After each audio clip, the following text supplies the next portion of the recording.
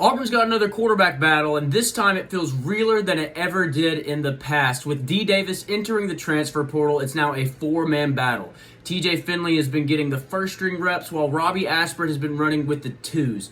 And Holden Gariner with the threes, and a non-contact eligible Zach Calzada has been running with the fours. Don't look too much into him running with the fours right now. He's just down there because he's continuing to rehab his injury that he got over at A&M.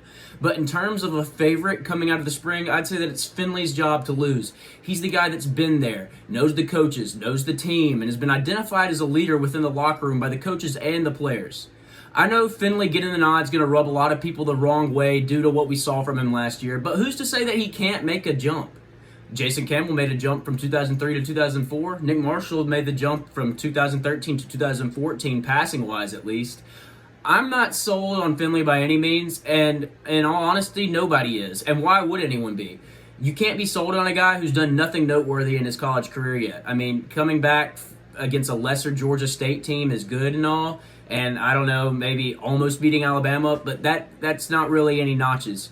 But all that being said, there's still things to like about him. I mean, you don't hear anything bad about his character. You hear about him getting guys out to practice and running routes and stuff.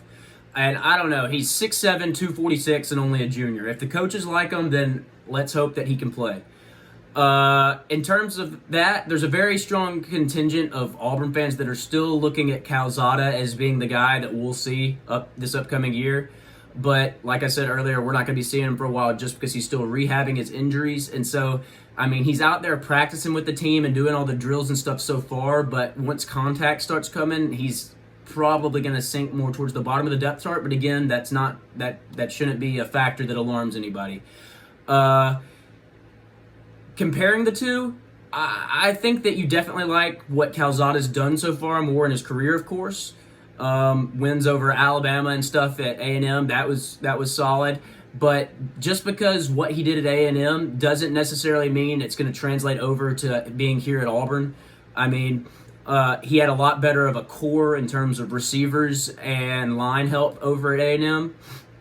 Also, I think that there was more like stability within the program as a whole. You saw, and by that I mean more smoothness within the program in terms of just overall flow. I mean, nothing about Auburn last year felt overall flowing smooth, even when we were winning.